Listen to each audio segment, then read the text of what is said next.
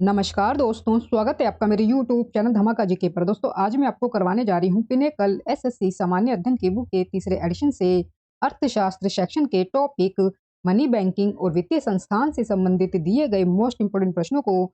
दोस्तों सभी प्रश्न आपकी प्रीवियस ईयर परीक्षाओं में पूछे गए प्रश्न हैं और आगे भी आपकी होने वाली परीक्षाओं में इनमें से प्रश्न आपसे पूछे जा सकते हैं।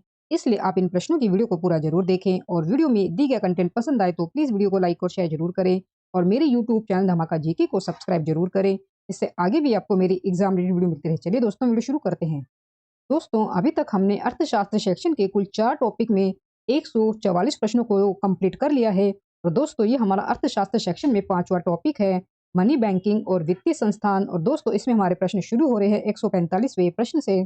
दोस्तों प्रश्न हमें दिया गया है एनबीएफसी एमएफआई के लिए व्यक्तिगत ऋणों हेतु न्यूनतम और अधिकतम ब्याज दर बीच अधिकतम अनुमेय अंतर डैश है। एनबीएफसी एमएफआई के लिए व्यक्तिगत ऋणों हेतु न्यूनतम और अधिकतम ब्याज दर बीच अधिकतम अनुमेय अंतर डैश है। दोस्तों आपसे अंतर पूछा गया है तो दोस्तों इसका आंसर है ऑप्शन ए 4% से अधिक नहीं हो सकता है। 4% से अधिक नहीं हो सकता है।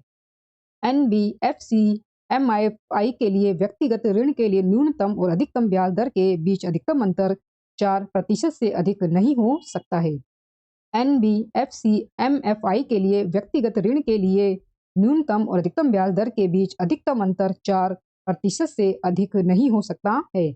एनबीएफसी समय समय पर आरबीआई के द्वारा निर्धारित उच्चतम दर से अधिक ब्याज दरों की पेशकश नहीं कर सकती है। वर्तमान सीमा 12.5% प्रति वर्ष है। वर्तमान सीमा 12.5% प्रति वर्ष है।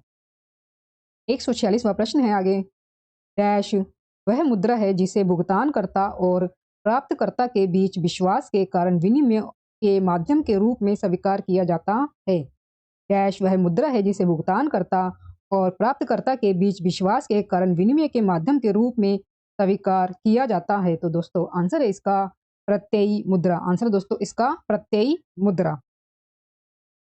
प्रत्ययी मुद्रा वह धन है जिसे भुगतानकर्ता और आदाता के बीच विश्वास के कारण विनिमय के माध्यम के रूप में स्वीकार किया जाता है। साख मुद्रा एक ऐसे व्यक्ति के खिलाफ भविष्य के मौद्रिक दावे को संदर्भित करता है जिसने सामान और सेवाओं को खरीदने के लिए क्रेडिट सुविधा का उपयोग किया है।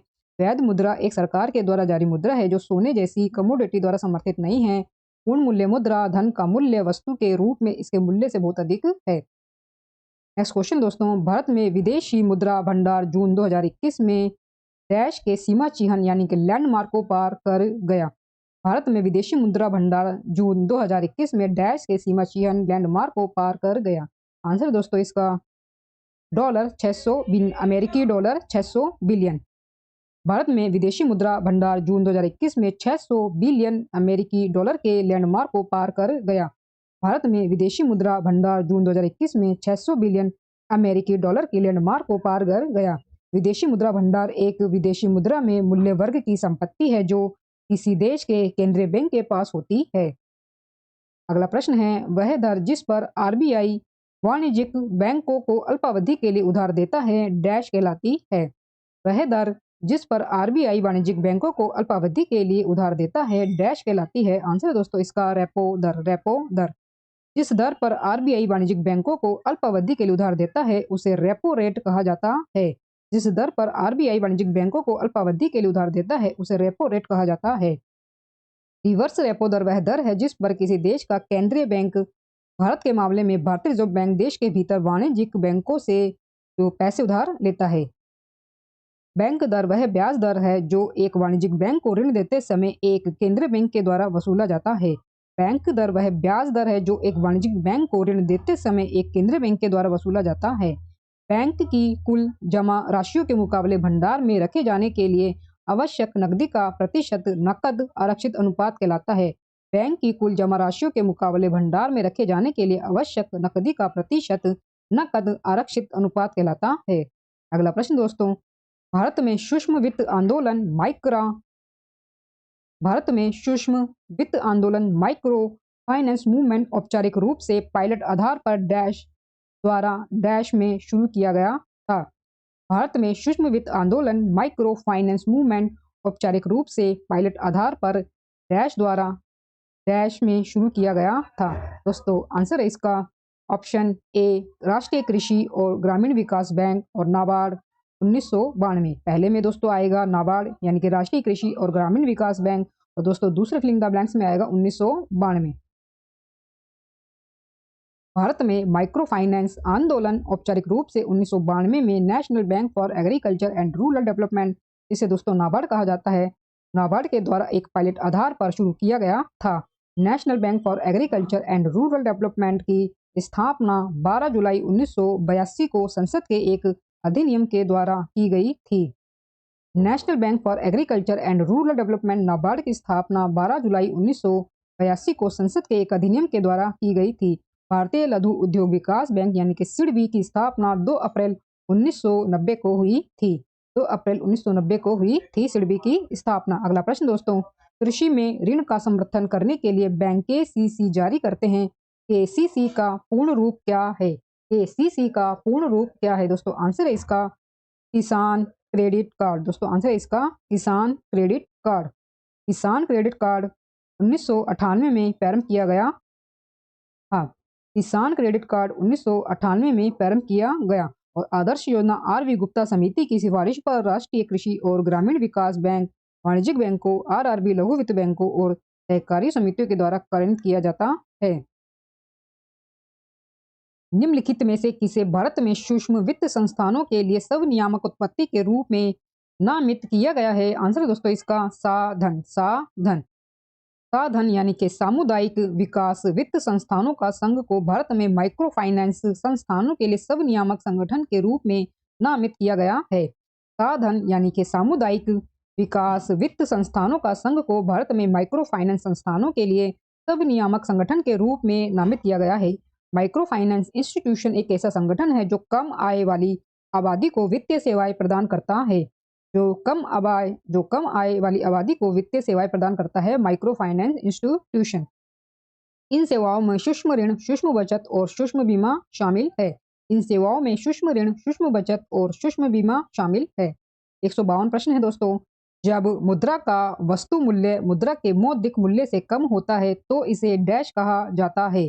जब मुद्रा का वस्तु मूल्य मुद्रा के मौद्रिक मूल्य से कम होता है तो इसे डैश कहा जाता है? दोस्तों आंसर है इसका साख मुद्रा यानी कि क्रेडिट मनी।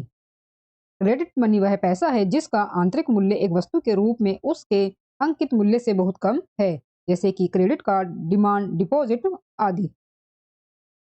क्षेत्रीय ग्रामीण बैंक अधिनियम डैश में पारित किया गया था? क्षेत्रीय ग्रामीण बैंक अधिनियम डैश में पारित किया गया था? दोस्तों आंसर है इसका 1976 में। 1976 में नरसिम्हन वर्किंग ग्रुप की सिफारिशों के आधार पर क्षेत्रीय ग्रामीण बैंक अधिनियम 1976 के तहत क्षेत्रीय ग्रामीण बैंकों को सरकार के द्वारा प्रायोजित क्षेत्रीय आधारित ग्रामीण ऋण देने वाली संस्थाओं के रूप में स्थापित किया गया था।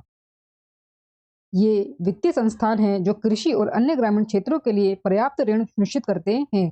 नरसिम्हन वर्किंग ग्रुप की सिफारिशों के आधार पर क्षेत्रीय ग्रामीण बैंक अधिनियम 1976 के तहत क्षेत्रीय ग्रामीण बैंकों को सरकार के द्वारा प्रायोजित क्षेत्रीय आधारित ग्रामीण ऋण देने वाली संस्थाओं के रूप में स्थापित किया गया था। ये वित्तीय संस्थान है जो कृषि और अन्य ग्रामीण क्षेत्रों के लिए पर्याप्त ऋण सुनिश्चित करते हैं। 154 प्रश्न दोस्तों, निम्नलिखित में से कौन मुद्रा का कार्य है? निम्नलिखित में से कौन मुद्रा का कार्य है? दोस्तों आंसर है इसका ऑप्शन ए, बी और सी तीनों ही होंगे। मुद्रा के भंडार के रूप में प्रयुक्त, मूल्य के भंडार के रूप में प्रयुक्त, मूल्य के माप के रूप में प्रयुक्त और विनिमय के माध्यम के रूप में भी जो है प्रयुक्त होती है मुद्रा। तो ये मुद्रा के तीनों ही कार्य बनते हैं। मूल्य के भंडार के रूप में प्रयुक्त, मूल्य के माप के रूप में प्रयुक्त, विनिमय के माध्यम के रूप में प्रयुक्त। मुद्रा के लगातार 3 कार्य होते हैं: मूल्य का भंडार, मूल्य का माप और विनिमय का माध्यम। किस बैंक को अंतिम उपाय का ऋणदाता कहा जाता है? किस बैंक को अंतिम उपाय का ऋणदाता कहा जाता है? आंसर दोस्तों इसका सेंट्रल बैंक को। सेंट्रल बैंक को अंतिम उपाय का ऋणदाता कहा जाता है। सेंट्रल बैंक को अंतिम उपाय का ऋणदाता कहा जाता है। अंतिम उपाय का एक ऋणदाता यानी कि लेंडर ऑफ लास्ट रिजॉर्ट एक संस्था है जो आमतौर पर एक देश का केंद्रीय बैंक जो बैंक को या अन्य पात्र संस्थानों को ऋण प्रदान करता है, जो वित्तीय कठिनाई का सामना कर रहे हैं या अत्यधिक जोखिम भरा या निकट पतन जिन्हें माना जाता है। आर्थिक सर्वेक्षण 2020 के अनुसार शीर्ष वैश्विक 100 की सूची में भारत के कितने बैंक हैं? आर्थिक सर्वेक्षण 2020 के अनुसार शीर्ष वैश्विक 100 की सूची में भारत के कितने बैंक हैं? दोस्तों आंसर है इसका 1। भारतीय स्टेट बैंक 55वें स्थान पर था। एसबीआई की स्थापना 1 जुलाई 1955 को हुई थी। एसबीआई की स्थापना 1 जुलाई 1955 को हुई थी। एसबीआई के अध्यक्ष मई 2022 में दिनेश कुमार खारा बने थे। एसबीआई के अध्यक्ष मई 2022 को दिनेश कुमार खारा बने थे। नेक्स्ट क्वेश्चन दोस्तों, एक क्षेत्रीय ग्रामीण बैंक में भारत सरकार का हिस्सा डैश है। एक क्षेत्रीय ग्रामीण बैंक में भारत सरकार का हिस्सा डैश है। दोस्तों आंसर है इसका 50%। 50%। एक क्षेत्रीय ग्रामीण बैंक में भारत का सरकार का हिस्सा 50%, राष्ट्रीयकृत बैंक का हिस्सा 35% और राज्य सरकार का हिस्सा 15% है। एक क्षेत्रीय ग्रामीण बैंक में भारत सरकार का हिस्सा 50%, राष्ट्रीयकृत बैंक का हिस्सा 35% और राज्य सरकार का हिस्सा 15% है। क्षेत्रीय ग्रामीण बैंक की स्थापना 2 अक्टूबर 1975 को हुई थी। क्षेत्रीय ग्रामीण बैंक सरकारी स्वामित्व वाले अनुसूचित वाणिज्यिक बैंक है। अनुसूचित बैंक वे बैंक है जो भारतीय रिजर्व बैंक अधिनियम 1934 की दूसरी अनुसूची में सूचीबद्ध है। निम्नलिखित में से कौन भारत का पहला विकास बैंक था? निम्नलिखित में से कौन भारत का पहला विकास बैंक था? दोस्तों आंसर है इसका भारतीय औद्योगिक वित्त निगम। भारतीय औद्योगिक वित्त निगम। भारतीय औद्योगिक वित्त निगम की स्थापना 1 जुलाई 1948 को हुई थी। भारतीय औद्योगिक वित्त निगम की स्थापना 1 जुलाई 1948 को हुई थी। राष्ट्रीय आवास बैंक की स्थापना 9 जुलाई 1988 को हुई थी। राष्ट्रीय आवास बैंक की स्थापना 9 जुलाई 1988 को हुई थी। भारतीय निर्यात आयात बैंक की स्थापना मार्च 1982 में हुई थी। भारतीय औद्योगिक विकास बैंक की स्थापना 1 जुलाई 1964 को हुई थी। भारतीय औद्योगिक विकास बैंक की स्थापना 1 जुलाई 1964 को हुई थी। अगला प्रश्न दोस्तों, भारतीय रिजर्व बैंक के केंद्रीय निदेशक मंडल की नियुक्ति डैश वर्ष की अवधि के लिए की जाती है। भारतीय रिजर्व बैंक के केंद्रीय निदेशक मंडल की नियुक्ति डैश वर्ष की अवधि के लिए किए जाती है। आंसर दोस्तों इसका 4 वर्ष। 4 वर्ष। भारतीय रिजर्व बैंक के केंद्रीय निदेशक मंडल को 4 साल की अवधि के लिए नियुक्त किया जाता है। भारतीय रिजर्व बैंक के केंद्रीय निदेशक मंडल को 4 साल की अवधि के लिए नियुक्त किया जाता है। श्री शक्तिकांत दास आरबीआई के वर्तमान मई 2022 से गवर्नर हैं। आरबीआई की स्थापना 1 अप्रैल 1935 को हिल्टन यंग आयोग की सिफारिश पर की गई थी। 1 जनवरी 1949 को आरबीआई का राष्ट्रीयकरण किया गया था। नेक्स्ट क्वेश्चन दोस्तों, ग्रामीण ऋण पर डैश की सिफारिशों पर क्षेत्रीय ग्रामीण बैंकों की स्थापना की गई थी। ग्रामीण ऋण पर डैश की सिफारिशों पर क्षेत्रीय ग्रामीण बैंकों की स्थापना की गई थी। तो दोस्तों किसकी जो सिफारिश की गई थी जिससे क्षेत्रीय ग्रामीण बैंकों की स्थापना की गई थी? आंसर दोस्तों इसका नरसिम्हा समिति। नरसिम्हा समिति। ग्रामीण ऋण पर नरसिम्हम समिति की सिफारिशों पर क्षेत्रीय ग्रामीण बैंकों की स्थापना की गई थी। ग्रामीण ऋण पर नरसिम्हम समिति की सिफारिशों पर क्षेत्रीय ग्रामीण बैंकों की स्थापना की गई थी। रेखी समिति करदाताओं और कर संग्रह के बीच समस्याओं से निपटने के लिए एक न्यायाधिकरण की स्थापना की जानी चाहिए।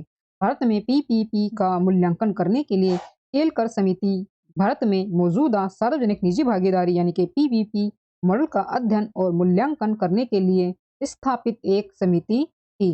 भारत में पीपीपी का मूल्यांकन करने के लिए केलकर समिति भारत में मौजूदा सार्वजनिक निजी भागीदारी यानी कि पीपीपी मॉडल का अध्ययन और मूल्यांकन करने के लिए स्थापित एक समिति थी। टंडन समिति का गठन वाणिज्यिक बैंकों के लिए दिशा निर्देश तैयार करने के उद्देश्य से किया गया था ताकि बैंक ऋण के पर्यवेक्षण और अनुवर्ती कार्रवाई के लिए निधियों का उचित अंतिम उपयोग सुनिश्चित किया जा सके। अगला प्रश्न दोस्तों, भारतीय रिजर्व बैंक के बारे में निम्नलिखित में से कौन सा कथन गलत है? भारतीय रिजर्व बैंक के बारे में निम्नलिखित में से कौन सा कथन गलत है? दोस्तों दिए गए हमें कथन है 1931 में भारतीय केंद्रीय बैंक जांच समिति ने भारतीय रिजर्व बैंक को भारत के लिए केंद्रीय बैंक के रूप में स्थापित करने के मुद्दे को पुनर्जीवित किया। 1931 में भारतीय केंद्रीय बैंक जांच समिति ने भारतीय रिजर्व बैंक को भारत के लिए केंद्रीय बैंक के रूप में स्थापित करने के मुद्दे को पुनर्जीवित किया। दूसरा दोस्तों कथन हमें दिया गया है भारतीय रिजर्व बैंक ने 1935 में परिचालन शुरू किया। तीसरा दोस्तों कथन है 1929 में हिल्टन यंग कमीशन ने भारतीय रिजर्व बैंक कहे जाने वाले एक केंद्रीय बैंक की स्थापना की सिफारिश की। और दोस्तों चौथा हमारे पास कथन दिया गया है कि भारतीय रिजर्व बैंक अधिनियम 1935 में अधिनियमित किया गया था। तो दोस्तों इन चारों कथनों में से आपको भारतीय रिजर्व बैंक के बारे में जो है गलत कथन का चुनाव करना है। तो दोस्तों इसमें आंसर होगा ऑप्शन सी। ऑप्शन सी 1929 में हिल्टन यंग कमीशन ने भारतीय रिजर्व बैंक कहे जाने वाले एक केंद्रीय बैंक की स्थापना की सिफारिश की। तो दोस्तों ये कथन तो भारतीय रिजर्व बैंक के बारे में गलत दिया गया है। भारतीय मुद्रा पर रॉयल कमीशन यानी कि हिल्टन यंग कमीशन ने 1926 में भारतीय रिजर्व बैंक कहे जाने वाले एक केंद्रीय बैंक की स्थापना की सिफारिश की थी। दोस्तों हमें जो कथन है उसमें हमें ये जो ईयर दिया गया है वो 1929 हमें दिया गया है। 1929 नहीं था दोस्तों, 1926 था। 1926। अगला प्रश्न है वर्ष 1949 में डैश का राष्ट्रीयकरण किया गया था। वर्ष 1949 में डैश का राष्ट्रीयकरण किया गया था। दोस्तों आंसर इसका भारतीय रिजर्व बैंक का। भारतीय रिजर्व बैंक का। भारतीय रिजर्व बैंक अधिनियम 1948 के आधार पर 1 जनवरी 1949 से भारतीय रिजर्व बैंक का राष्ट्रीयकरण किया गया था। बेसल तीन मानदंड अर्थव्यवस्था के निम्नलिखित में से किस क्षेत्र से संबंधित है? बेसल तीन मानदंड अर्थव्यवस्था के निम्नलिखित में से किस क्षेत्र से संबंधित है? आंसर दोस्तों इसका बैंकिंग। आंसर दोस्तों इसका बैंकिंग। अर्थव्यवस्था के बेसल तीन मानदंड बैंकिंग के क्षेत्र से संबंधित हैं। अर्थव्यवस्था के बेसल तीन मानदंड बैंकिंग के क्षेत्र से संबंधित है। बेसल तीन विभिन्न देशों में बैंकों के लिए सामान्य मानक निर्धारित करने के लिए नियामक मानदंड है। बेसल तीन मानदंडों का उद्देश्य बैंकिंग उद्योग में विनियमन, पर्यवेक्षण और जोखिम प्रबंधन को बढ़ाना है। अगला प्रश्न दोस्तों, निम्नलिखित में से कौन सार्वजनिक क्षेत्र की बीमा कंपनी नहीं है? निम्नलिखित में से कौन सार्वजनिक क्षेत्र की बीमा कंपनी नहीं है? दोस्तों आंसर है इसका SBI life insurance. SBI life insurance. SBI life insurance सार्वजनिक क्षेत्र की बीमा कंपनी नहीं है। एसबीआई लाइफ इंश्योरेंस सार्वजनिक क्षेत्र की बीमा कंपनी नहीं है। एसबीआई लाइफ इंश्योरेंस भारतीय स्टेट बैंक एसबीआई के बीच एक संयुक्त उद्यम जीवन बीमा कंपनी है। एसबीआई लाइफ इंश्योरेंस भारतीय स्टेट बैंक एसबीआई के बीच एक संयुक्त उद्यम जीवन बीमा कंपनी है जो सबसे बड़ी सरकारी स्वामित्व वाली बैंकिंग और वित्तीय सेवाएं हैं। भारतीय रिजर्व बैंक के द्वारा वर्ष डैश में स्वच्छ नोट नीति की घोषणा की गई थी। भारतीय रिजर्व बैंक के द्वारा वर्ष डैश में स्वच्छ नोट नीति की घोषणा की गई थी। आंसर दोस्तों इसका 1999 में। 1999 में भारतीय रिजर्व बैंक के द्वारा वर्ष 1999 में स्वच्छ नोट नीति की घोषणा की गई थी। भारतीय रिजर्व बैंक के द्वारा वर्ष 1999 में स्वच्छ नोट नीति की घोषणा की गई थी। रिजर्व बैंक की स्वच्छ नोट नीति का उद्देश्य नागरिकों को अच्छी गुणवत्ता वाले मुद्रा नोट और सिक्के देना है, जबकि कटे फटे नोटों को वापस ले लिया जाता है। जबकि कटे फटे नोटों को वापस ले लिया जाता है। परिसंचरण 2002 में स्वच्छ नोट नीति के तहत आरबीआई ने बैंकों को मुद्रा नोटों को स्टेपल करना बंद करने की सलाह दी। अगला प्रश्न दोस्तों, वह न्यूनतम राशि क्या है जिसे real time gross settlement RTGS के माध्यम से प्रेषित किया जा सकता है? वह न्यूनतम राशि क्या है जिसे real time gross settlement RTGS के माध्यम से प्रेषित किया जा सकता है? दोस्तों आंसर इसका 2 लाख रुपए। 2 लाख रुपए। 2 लाख रुपए न्यूनतम राशि है जिसे real time gross settlement RTGS के माध्यम से प्रेषित किया जा सकता है। रियल टाइम ग्रॉस सेटलमेंट शब्द एक फंड ट्रांसफर सिस्टम को संदर्भित करता है जो धन और या प्रतिभूतियों के तत्कालिक हस्तांतरण की अनुमति देता है। अगला प्रश्न दोस्तों 167वां प्रश्न, किसी व्यक्ति के खाते से किसी अन्य व्यक्ति को जिसके नाम से यह जारी किया गया है एक विशिष्ट राशि का भुगतान करने के लिए बैंक को निर्देश देने वाला एक पेपर कहलाता है। किसी व्यक्ति के खाते से किसी अन्य व्यक्ति को जिसके नाम से जारी किया गया है एक विशिष्ट राशि का भुगतान करने के लिए बैंक को निर्देश देने वाला पेपर एक कहा जाता है। एक पेपर है ये कहा जाता है। आंसर दोस्तों इसका चेक। आंसर दोस्तों इसका चेक।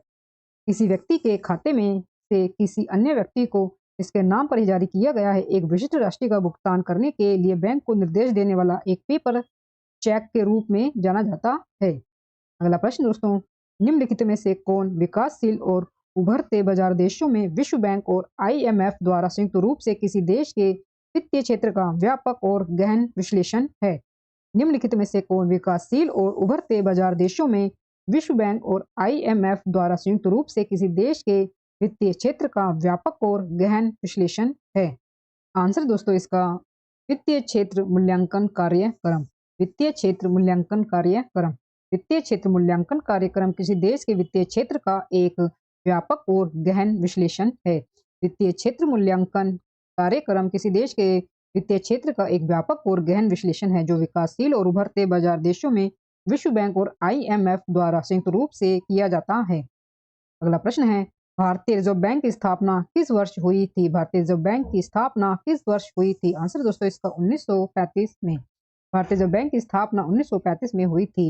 रिजर्व बैंक का केंद्रीय कार्यालय शुरू में कोलकाता में स्थापित किया गया था, लेकिन 1937 में स्थायी रूप से मुंबई में इसे स्थानांतरित कर दिया गया था। 1937 में स्थायी रूप से मुंबई में जो है इसको स्थानांतरित कर दिया गया था आरबीआई के केंद्रीय कार्यालय को, यानी के मुख्यालय को।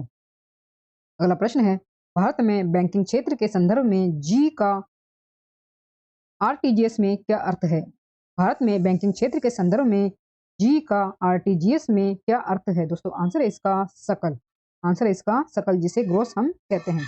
भारत में बैंकिंग क्षेत्र के संदर्भ में रियल टाइम ग्रोस सेटलमेंट, यानी कि रियल टाइम ग्रोस, जी का अर्थ है ग्रोस के लिए खड़ा है, यानी कि सकल। यह निधियों के निरंतर वास्तविक समय निपटान की प्रक्रिया है जो व्यक्तिगत रूप से ऑर्डर के आधार पर बिना नेटिंग के होती है। भारत में प्रतिभूति अपीलीय न्यायाधिकरण सेट की स्थापना किस वर्ष की गई थी? आंसर है दोस्तों इसका 1992 में। 1992 में। सिक्योरिटीज अपीलेट ट्रिब्यूनल सेट 1992 में भारत में स्थापित किया गया था। सिक्योरिटीज अपीलेट ट्रिब्यूनल 1992 में भारत में स्थापित किया गया था। प्रतिभूति अपीलीय न्यायाधिकरण मुख्य रूप से सेबी भारतीय प्रतिभूति और विनिमय बोर्ड या सेबी अधिनियम के तहत एक न्याय निर्णायक अधिकारी द्वारा पारित आदेश के खिलाफ अपील सुनने के लिए निर्देशक स्थापित किया गया था। यह एक 3 सदस्यीय न्यायाधिकरण है जो वर्तमान में इसके अध्यक्ष हैं न्यायमूर्ति टी.आर. धानुका 2022 से हैं। अगला है दोस्तों प्रश्न, आरबीआई भारतीय रिजर्व बैंक के केंद्रीय निदेशक मंडल को डैश वर्षों की अवधि के लिए नियुक्त नामांकित किया जाता है? आंसर दोस्तों इसका 4 वर्ष। आरबीआई यानी कि भारतीय रिजर्व बैंक के केंद्रीय निदेशक मंडल को 4 साल की अवधि के लिए नियुक्त नामांकित किया जाता है। आरबीआई वित्त मंत्रालय के अधिकार क्षेत्र में भारत का केंद्रीय बैंक और नियामक निकाय है। यह भारतीय रुपए के मुद्दे और आपूर्ति और भारतीय बैंकिंग प्रणाली के नियमन के लिए जिम्मेदार है। नेक्स्ट क्वेश्चन दोस्तों, इंपीरियल बैंक ऑफ इंडिया के राज्य के स्वामित्व में पारित होने के बाद भारतीय स्टेट बैंक को किस वर्ष बनाया गया था? इंपीरियल बैंक ऑफ इंडिया के राज्य के स्वामित्व में पारित होने के बाद भारतीय स्टेट बैंक को किस वर्ष बनाया गया था? आंसर दोस्तों इसका 1955 में। 1955 में। भारतीय स्टेट बैंक ने 1955 में इंपीरियल बैंक ऑफ इंडिया को राज्य के स्वामित्व में पारित करने के बाद बनाया था। भारतीय स्टेट बैंक ने 1955 में इंपीरियल बैंक ऑफ इंडिया को राज्य के स्वामित्व में पारित करने के बाद बनाया था। नेक्स्ट क्वेश्चन दोस्तों, बैंक के निम्नलिखित में से किस कार्य के साथ आप समपार्श्विक शब्द को जोड़ेंगे? बैंक के निम्नलिखित में से किस कार्य के साथ आप समपार्श्विक शब्द को जोड़ेंगे? दोस्तों आंसर इसका ऋण और अग्रिम स्वीकृति के साथ। ऋण और अग्रिम स्वीकृति। ऋण और अग्रिम देना एक बैंक के कार्य है जिसमें समपार्श्विक शब्द जुड़ा हुआ है। समपार्श्विक संपत्ति या कुछ मूल्यवान है जिसे आप किसी को देने के लिए सहमत हैं यदि आप उधार किए गए पैसे का भुगतान नहीं कर सकते हैं। 175वां प्रश्न है, सिडबी का पूर्ण रूप क्या है? सिडबी का पूर्ण रूप क्या है? दोस्तों आंसर है इसका small industries development bank of India. Small industries development bank of India. दोस्तों ये आपका सिडबी का पूर्ण रूप है। सिडबी का पूर्ण रूप भारतीय लघु उद्योग विकास बैंक है। सिडबी का पूर्ण रूप भारतीय लघु उद्योग विकास बैंक है। सिडबी एमएसएमई यानी कि सूक्ष्म लघु और मध्यम उद्यम क्षेत्र को बढ़ावा देने, विकसित करने और वित्त पोषण के लिए प्राथमिक वित्तीय संस्थान है। स्थापित किया गया था इसे 2 अप्रैल 1990 को। इसका मुख्यालय है लखनऊ उत्तर प्रदेश में और वर्तमान इसके अध्यक्ष हैं शिव सुब्रमण्यम रामनन, अध्यक्ष और इसके एमडी हैं सिडबी के। नेक्स्ट क्वेश्चन है दोस्तों, निम्नलिखित में से कौन उधारकर्ताओं को समपार्श्विक की कमी की समस्या को दूर करने में मदद करता है? निम्नलिखित में से कौन उधारकर्ताओं को संपार्श्विक की कमी की समस्या को दूर करने में मदद करता है। दोस्तों आंसर है इसका स्वयं सहायता समूह। स्वयं सहायता समूह। स्वयं सहायता समूह उधारकर्ताओं को संपार्श्विक की कमी की समस्या को दूर करने में मदद करते हैं। स्वयं सहायता समूह उधारकर्ताओं को संपार्श्विक की कमी की समस्या को दूर करने में मदद करते हैं। सदस्य बिना किसी जमानत के अपनी जरूरतों को पूरा करने के लिए समूह से ही छोटे ऋण ले सकते हैं। अगला प्रश्न दोस्तों, भारतीय रिजर्व बैंक ने अप्रैल 1947 तक डैश के लिए केंद्रीय बैंक के रूप में भी काम किया। भारतीय रिजर्व बैंक ने अप्रैल 1947 तक डैश के लिए केंद्रीय बैंक के रूप में भी काम किया। आंसर दोस्तों इसका बर्मा। भारतीय रिजर्व बैंक ने अप्रैल 1947 तक बर्मा के लिए भी केंद्रीय बैंक के रूप में कार्य किया। भारतीय रिजर्व बैंक ने अप्रैल 1947 तक बर्मा के लिए भी केंद्रीय बैंक के रूप में कार्य किया। बर्मा यानी कि म्यांमार 1937 में भारतीय संघ से अलग हो गया, लेकिन रिजर्व बैंक बर्मा के जापानी कब्जे तक बर्मा के लिए केंद्रीय बैंक के रूप में कार्य करता रहा। नेक्स्ट क्वेश्चन है, national bank for agriculture and rural development bank NABARD की स्थापना किस वर्ष हुई थी? 1982 में। 1982 में national bank for agriculture and rural development यानी कि नाबार्ड की स्थापना की गई थी। एजेंसी कार्यकारी जुलाई 2022 में इसके हैं हर्ष कुमार भानवाला, और यह भारत सरकार के वित्त मंत्रालय के अधिकार क्षेत्र में इसका मुख्यालय है जो मुंबई में है। अगला प्रश्न दोस्तों, वित्तीय प्रणाली के किस पहलू पर बेसल मानदंड केंद्रित है? वित्तीय प्रणाली के किस पहलू पर बेसल मानदंड केंद्रित हैं? आंसर दोस्तों इसका बैंकिंग। बेसल मानदंड या बेसल समझौता बैंकिंग पर्यवेक्षण पर बासेल समिति के द्वारा जारी किए गए अंतर्राष्ट्रीय बैंकिंग नियम है। बेसल मानदंड या बेसल समझौता बैंकिंग पर्यवेक्षण पर बासेल समिति के द्वारा जारी किए गए अंतर्राष्ट्रीय बैंकिंग के नियम है। 180वां प्रश्न दोस्तों, निम्नलिखित में से किस वर्ष में भारतीय रिजर्व बैंक का राष्ट्रीयकरण किया गया था? निम्नलिखित में से किस वर्ष में भारतीय रिजर्व बैंक का राष्ट्रीयकरण किया गया था? दोस्तों आंसर है इसका 1949 में। भारतीय रिजर्व बैंक लोक स्वामित्व में अंतरण अधिनियम 1948 के आधार पर भारतीय रिजर्व बैंक का 1 जनवरी 1949 से राष्ट्रीयकरण किया गया था। भारतीय रिजर्व बैंक लोक स्वामित्व में अंतरण अधिनियम 1948 के आधार पर भारतीय रिजर्व बैंक का 1 जनवरी 1949 से राष्ट्रीयकरण किया गया था। 1 अप्रैल 1935 को कोलकाता में स्थापित किया गया था और वर्तमान में दोस्तों इसका मुख्यालय है मुंबई में। आरबीएल बैंक का कॉर्पोरेट कार्यालय कहाँ स्थित है? आरबीएल बैंक का कॉर्पोरेट कार्यालय कहाँ स्थित है? आंसर है दोस्तों इसका मुंबई में। आरबीएल बैंक का कॉर्पोरेट कार्यालय मुंबई में स्थित है। आरबीएल बैंक जिसे पहले रत्नाकर बैंक के नाम से जाना जाता था। आरबीएल बैंक जिसे पहले रत्नाकर बैंक के नाम से जाना जाता था एक भारतीय निजी क्षेत्र का बैंक है जिसका मुख्यालय मुंबई में है। इसकी स्थापना 1943 में हुई थी। अगला प्रश्न है, निम्नलिखित में से कौन भारत में 3 घरेलू व्यवस्थित रूप से महत्वपूर्ण बैंकों में से एक है? निम्नलिखित में से कौन भारत में 3 घरेलू व्यवस्थित रूप से महत्वपूर्ण बैंकों में से एक है? दोस्तों आंसर है इसका भारतीय स्टेट बैंक। भारतीय स्टेट बैंक। भारतीय स्टेट बैंक एसबीआई भारत में 3 घरेलू व्यवस्थित रूप से महत्वपूर्ण बैंकों में से एक है। व्यवस्थित रूप से महत्वपूर्ण बैंकों को विफल होने के लिए बहुत बड़ा माना जाता है। ये बैंक आकार में बड़े हैं और इनमें जटिल न्यायिक प्रणालियां हैं। एसबीआई, आईसीआई बैंक और एचडीएफसी बैंक डीएसआईबीएस है, जिसका मतलब है कि इन बैंकों के संकट या विफलता का असर घरेलू अर्थव्यवस्था पर पड़ेगा। नेक्स्ट क्वेश्चन है, समय की अवधि में अर्जित या अनार्जित मौद्रिक या अन्य रिटर्न की राशि को क्या कहते हैं? समय की अवधि में अर्जित या अनार्जित मौद्रिक या अन्य रिटर्न की राशि को क्या कहते हैं? आय। समय की अवधि में अर्जित या अनार्जित मौद्रिक या अन्य रिटर्न की राशि को आय कहा जाता है। आय 3 प्रकार की होती हैं, अर्जित, पोर्टफोलियो और निष्क्रिय। आय 3 प्रकार की होती है, अर्जित, पोर्टफोलियो और निष्क्रिय। अर्जित आय में वह आय होती है जो आप पूर्णकालिक नौकरी करते हुए या व्यवसाय चलाते समय अर्जित करते हैं, और निष्क्रिय आय सीमित भागीदारी में किराए, रॉयल्टी और दाव से अर्जित आय है। निष्क्रिय आय सीमित भागीदारी में किराए, रॉयल्टी और दाव से अर्जित आय है। पोर्टफोलियो आय लाभांश, ब्याज और स्टॉक बिक्री से पूंजीगत लाभ से होने वाली आय है।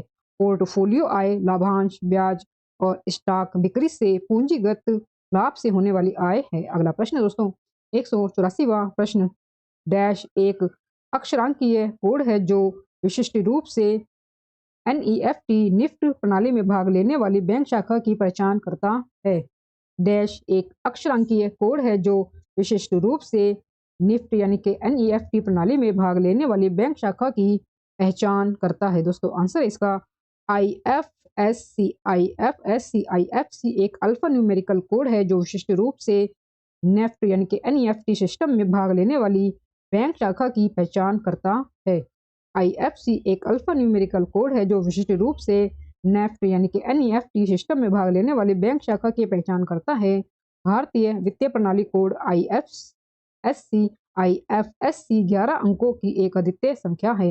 भारतीय वित्तीय प्रणाली कोड यानी कि आईएफएससी 11 अंकों की एक अद्वितीय संख्या है जो अक्षर और अंकों का एक संयोजन है। इसका उपयोग निफ्ट, आईएमपीएस और आरटीजीएस लेनदेन के लिए ऑनलाइन फंड ट्रांसफर करने के लिए किया जाता है। 185वां दोस्तों हमें प्रश्न दिया गया है, जब भारतीय रुपए का अवमूल्यन होता है तो भारतीय निर्यात पर क्या प्रभाव पड़ता है? दोस्तों आंसर है इसका निर्यात सस्ता हो जाता है। निर्यात सस्ता हो जाता है। किसी भी देश की मुद्रा के मूल्य में गिरावट हर स्थिति में नकारात्मक नहीं होती है। मुद्रा के मूल्य में गिरावट से उस देश का आयात महंगा हो जाता है और उसका निर्यात सस्ता हो जाता है और वित्त मंत्रालय ने फॉर्म 26 एएस नामक एक नया फॉर्म पेश किया। वित्त मंत्रालय ने फॉर्म 26 एएस नामक एक नया फॉर्म पेश किया। आंसर दोस्तों इसका करदाता के लिए फॉर्म 26 एएस करदाताओं के लिए वित्त मंत्रालय द्वारा पेश किया गया है। फॉर्म 26 एएस करदाताओं के लिए वित्त मंत्रालय के द्वारा पेश किया गया है। यह एक वार्षिक विवरण है जिसमें स्रोत पर कर कटौती के बारे में सभी विवरण, आपके संग्रहकर्ताओं द्वारा एकत्रित किए गए कर के बारे में जानकारी और एक वित्तीय वर्ष में आपको प्राप्त धन वापसी के बारे में जानकारी शामिल है। अगला प्रश्न है, विदेशी मुद्रा भंडार के प्रबंधन को नियंत्रित करने वाले कानूनी प्रावधान भारतीय रिजर्व बैंक अधिनियम डैश में निर्धारित किए गए हैं। विदेशी मुद्रा भंडार के प्रबंधन को नियंत्रित करने वाले कानूनी प्रावधान भारतीय रिजर्व बैंक अधिनियम डैश में निर्धारित किए गए हैं। दोस्तों आंसर है इसका 1934 में। भारतीय रिजर्व बैंक अधिनियम 1934 ने विदेशी मुद्रा भंडार के प्रबंधन को नियंत्रित करने वाले कानूनी प्रावधानों को निर्धारित किया। भारतीय रिजर्व बैंक अधिनियम 1934 ने विदेशी मुद्रा भंडार के प्रबंधन को नियंत्रित करने वाले कानूनी प्रावधानों को निर्धारित किया। अगला प्रश्न है, बैंकिंग प्रणाली के संदर्भ में कोलेटरल शब्द का क्या अर्थ है? दोस्तों दिए गए आपके ऑप्शन है इसमें कोलेटरल सरकार की एक संपत्ति है जिसका उपयोग उपभोक्ताओं की सुरक्षा के लिए किया जाता है। दूसरा दोस्तों दिया गया है कोलेटरल एक संपत्ति है जो एक उधारकर्ता के पास है और जब तक ऋण चुकाया नहीं जाता है तब तक ऋणदाता को गारंटी के रूप में इसका उपयोग कर सकता है। तीसरा दोस्तों हमें दिया गया है कोलेटरल एक संपत्ति है जिसे उधारकर्ता ने ऋण के रूप में लिया था। और दोस्तों चौथा हमारे पास कोलेटरल एक संपत्ति है जो सरकार किसानों को प्रदान करती है। दोस्तों कोलेटरल के संदर्भ में हमें शब्द बैंकिंग प्रणाली के संदर्भ में जो कोलेटरल जो शब्द है वो किसको निरूपित करता है, किसको दर्शाता है? तो दोस्तों आंसर इसका ऑप्शन बी। कोलेटरल एक संपत्ति है जो एक उधारकर्ता के पास है और जब तक ऋण चुकाया नहीं जाता है तब तक ऋणदाता को गारंटी के रूप में इसका उपयोग करता है। समपार्श्विक एक ऐसी संपत्ति है जो एक उधारकर्ता के पास है। समपार्श्विक एक ऐसी संपत्ति है जो एक उधारकर्ता के पास है और जब तक ऋण चुकाया नहीं जाता है तब तक ऋणदाता को गारंटी के रूप में इसका उपयोग करता है। अगला प्रश्न है, निम्नलिखित में से किस वर्ष में भारतीय रिजर्व बैंक ने शहरी सरकारी बैंकों के लिए लाइसेंसिंग नीति को उदार बनाया? निम्नलिखित में से किस वर्ष में भारतीय रिजर्व बैंक ने शहरी सहकारी बैंकों के लिए लाइसेंसिंग नीति को उदार बनाया? आंसर दोस्तों इसका 1993 में। आरबीआई ने 1993 में शहरी सहकारी बैंकों के लिए लाइसेंसिंग नीति को उदार बनाया। अगला प्रश्न है, निम्नलिखित में से कौन बैंक दर की सही परिभाषा है? दोस्तों दिए गए आपके ऑप्शन है, यह वाणिज्यिक बैंकों के द्वारा आरबीआई को देय ब्याज दर है। दूसरा दोस्तों ऑप्शन है, यह एक अनुसूचित बैंक के द्वारा देय ब्याज दर है जिस पर आरबीआई रातों रात उधार देता है। तीसरा दोस्तों ऑप्शन है, यह एक उपभोक्ता के द्वारा वाणिज्यिक बैंकों को देय ब्याज दर है। दोस्तों चौथा में दिया गया है, यह आरबीआई द्वारा वाणिज्यिक बैंकों को देय ब्याज दर है। तो दोस्तों इसका आंसर होगा ऑप्शन ए, यह वाणिज्यिक बैंकों के द्वारा आरबीआई को देय ब्याज दर है। यह वाणिज्यिक बैंकों के द्वारा आरबीआई को देय ब्याज दर है। यह वाणिज्यिक बैंकों के द्वारा भारतीय रिजर्व बैंक को एक देय ब्याज दर है। भारत में म्यूचुअल फंड उद्योग निम्नलिखित में से किस संगठन के द्वारा नियंत्रित किया जाता है? दोस्तों आंसर है इसका सेबी और आरबीआई के द्वारा। भारत में म्यूचुअल फंड भारतीय प्रतिभूति विनिमय बोर्ड सेबी और भारतीय रिजर्व बैंक आरबीआई के द्वारा विनियमित होते हैं। अगला प्रश्न है, देश के मौद्रिक प्राधिकरण भारतीय रिजर्व बैंक की कुल देयता को कहा जाता है। देश के मौद्रिक प्राधिकरण भारतीय रिजर्व बैंक की कुल देयता को कहा जाता है उच्च शक्ति मुद्रा। उच्च शक्ति मुद्रा। देश के मौद्रिक प्राधिकरण की कुल देयता को मौद्रिक आधार या उच्च शक्ति मुद्रा कहा जाता है। अगला प्रश्न है दोस्तों 193 प्रश्न, आरबीआई अधिनियम की कौन सी धारा केंद्र सरकार को आरबीआई बोर्ड का अधिक्रमण करने तथा बैंक के गवर्नर से परामर्श करने के बाद लोकहित के लिए अनिवार्य निर्देशों को आरबीआई को जारी करने की शक्ति देती है। आरबीआई अधिनियम की कौन सी धारा केंद्र सरकार को आरबीआई बोर्ड का अधिक्रमण करने तथा बैंक के गवर्नर से परामर्श करने के बाद लोकहित के लिए अनिवार्य निर्देशों को आरबीआई को जारी करने की शक्ति देती है? दोस्तों आंसर है इसका धारा नंबर 7। धारा नंबर 7। आरबीआई अधिनियम की धारा 7 सरकार को जनहित के मामलों पर केंद्रीय बैंक को निर्देश देने का अधिकार देती है। अगला प्रश्न है, सिक्का अधिनियम 2011 भारत में मूल्य वर्ग रुपए तक के सिक्कों को जारी करने की अनुमति देता है। दोस्तों आंसर है इसका 1000 रुपए। 1000 रुपए तक के सिक्कों को जारी करने की अनुमति देता है। सिक्का अधिनियम 2011 भारत में 1000 रुपए तक के सिक्के जारी करने की अनुमति देता है। सिक्का अधिनियम 2011 भारत में रुपए 1000 तक के सिक्के जारी करने की अनुमति देता है। भारत में सिक्का या सिक्का अधिनियम 2011 के अनुसार डाले जाते हैं। भारत में जो सिक्के हैं दोस्तों वो सिक्का अधिनियम 2011 के अनुसार डाले जाते हैं। अगला प्रश्न दोस्तों 1949 में निम्नलिखित वित्तीय संस्थानों में से किसका राष्ट्रीयकरण किया गया था? 1949 में निम्नलिखित वित्तीय संस्थानों में किसका राष्ट्रीयकरण किया गया था? आंसर है इसका आरबीआई का। भारतीय रिजर्व बैंक सार्वजनिक स्वामित्व में स्थानांतरण अधिनियम 1948 के आधार पर 1949 में आरबीआई का राष्ट्रीयकरण किया गया था। नेक्स्ट क्वेश्चन दोस्तों, निम्नलिखित में से कौन सा बैंक भारत में करेंसी नोट छापता है? निम्नलिखित में से कौन सा बैंक भारत में करेंसी नोट छापता है? आरबीआई यानी कि भारतीय रिजर्व बैंक। भारतीय रिजर्व बैंक भारत में करेंसी नोट छापता है। दोस्तों वीडियो में दिया गया कंटेंट पसंद आ रहा हो तो प्लीज वीडियो को लाइक और शेयर जरूर करें और मेरे यूट्यूब चैनल धमाका जीके को सब्सक्राइब जरूर करें, जिससे आगे भी आपको मेरी एग्जाम रिलेटेड वीडियो मिलते रहे। दोस्तों हम आगे बढ़ते हैं। हमारे पास प्रश्न है 197 प्रश्न, निम्नलिखित में से कौन भारत की मौद्रिक नीति बनाता है? आंसर दोस्तों इसका भारतीय रिजर्व बैंक। भारतीय रिजर्व बैंक। भारतीय रिजर्व बैंक भारत में मौद्रिक नीति तैयार करने के लिए जिम्मेदार है। अगला प्रश्न है, भारतीय रिजर्व बैंक जिसे केंद्र सरकार की साहूकार कहा जाता है कब स्थापित किया गया था? भारतीय रिजर्व बैंक जिसे केंद्र सरकार का साहूकार कहा जाता है कब स्थापित किया गया था? 1 अप्रैल 1935 को। भारतीय रिजर्व बैंक जो केंद्र सरकार के बैंकर के रूप में कार्य करता है की स्थापना 1 अप्रैल 1935 को भारतीय रिजर्व बैंक अधिनियम 1934 के प्रावधानों के अनुसार की गई थी। भारत में रेपो दर तथा रिवर्स रेपो दर का निर्धारण निम्न में से किस संस्थान के द्वारा किया जाता है? भारत में रेपो दर तथा रिवर्स रेपो दर का निर्धारण निम्न में से किस संस्थान के द्वारा किया जाता है? दोस्तों आंसर है इसका भारतीय रिजर्व बैंक। भारतीय रिजर्व बैंक। भारतीय रिजर्व बैंक अर्थव्यवस्था में तरलता और मुद्रास्फीति को नियंत्रित करने के लिए रेपो दर और रिवर्स रेपो दर तय करता है। मौद्रिक नीतियां भारतीय रिजर्व बैंक के द्वारा नियंत्रित की जाती है।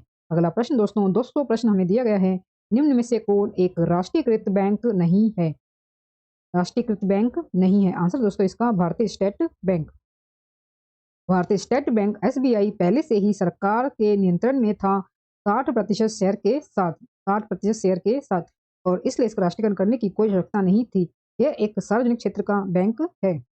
अगला प्रश्न है, व्यापारी छूट दर डैश को संदर्भित करती है? व्यापारी छूट दर डैश को संदर्भित करती है? दोस्तों दिए गए आपके इसमें ऑप्शन है, केवल ऐसे कर जो एक डिजिटल भुगतान को बाध्य करते हैं। दूसरा दोस्तों ऑप्शन है ऑनलाइन लेन देन पर एक व्यापारी को कुल छूट। तीसरा ऑप्शन है डेबिट और क्रेडिट कार्ड लेन देन पर भुगतान प्रसंस्करण सेवाओं के लिए व्यापारी को चार्ज की गई दर। दोस्तों चौथा ऑप्शन है ऑनलाइन लेन देन को बढ़ावा देने के लिए व्यापारी को बैंक द्वारा दी जाने वाली कुल छूट। दोस्तों इसमें व्यापारी छूट दर जो है वो संदर्भित करता है ऑप्शन सी, डेबिट और क्रेडिट कार्ड लेन देन पर भुगतान प्रसंस्करण सेवाओं के लिए एक व्यापारी को चार्ज की गई दर। मर्चेंट डिस्काउंट रेट एक व्यापारी से डेबिट और क्रेडिट कार्ड लेन देन पर भुगतान प्रसंस्करण सेवाओं के लिए चार्ज की जाने वाली दर है। रुपए डेबिट कार्ड लेन देन को छोड़कर जो शून्य एमडीआर को आकर्षित करते हैं, लेन देन के लिए एमडीआर 0.9% पर तय किया जाता है। निम्नलिखित अधिनियमों में से किसको लचीला मुद्रास्फीति लक्ष्यीकरण FIT ढांचे के कार्यान्वयन के लिए एक वैधानिक आधार प्रदान करने के लिए संशोधित किया गया था?